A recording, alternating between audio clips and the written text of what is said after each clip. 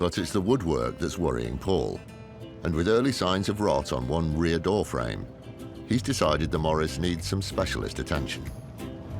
The fact that you've got this basically half a tree hanging off the back of a metal structure, that's the structural part of the car. So we have to get this right. And I've got a contact called Rob, and he is an artisan ash frame restorer. So I reckon if anyone can make our frame point perfect, it's him.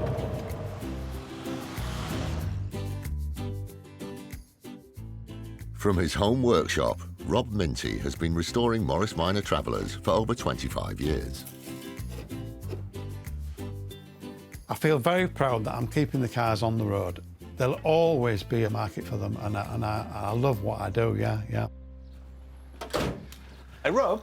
Hiya. Hi, mate, Paul. Hiya, Paul. Nice to meet you, mate. Pleased to meet you. Welcome to Traveller Timbers. I'm impressed already. It's so beautiful. You make all of this yourself? Yeah, make the whole wood frame from raw ash. What makes ash such a good wood for this kind of application? It's like a semi-hard wood. Yeah. And it's flexible. Right. So it can move with the car. As you turn into Rob's Drive, there's 3 immaculate Travellers there and 1 perfect naked ash frame. This is real craftsmanship, top-level stuff. Let me show you ours and see if you think you can make it look as good as this. That's fine, give us a shot, we'll see.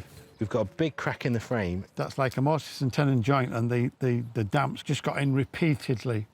Yeah. I think we could replace just those 2. OK.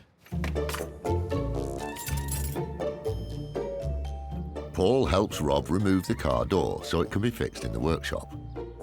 So we just open her up a little bit. Got it.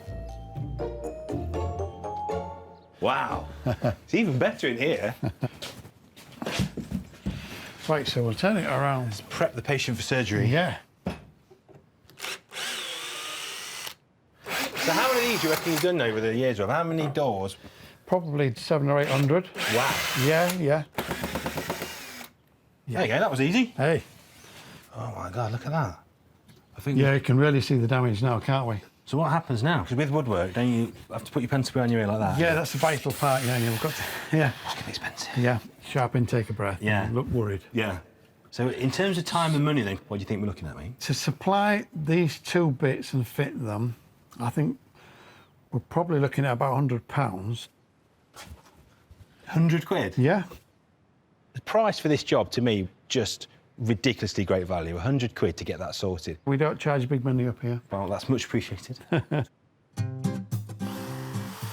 Rob gets to work removing the rotten timber from the frame.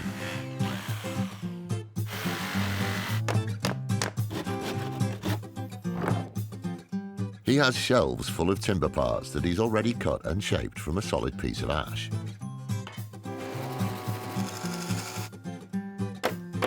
So the next thing to try, the post itself. Then it's ready for the stain on this and match it down as best we can, and then we'll varnish the whole thing. What's really impressed me about Rob's setup is this is a guy that's doing everything himself. He's sourcing his own wood, he's choosing the cuts he wants, no real jigs, just a couple of patterns, and most of it's done by eye, and then everything's tailored to the car it's fitted onto. Now, that's impressive.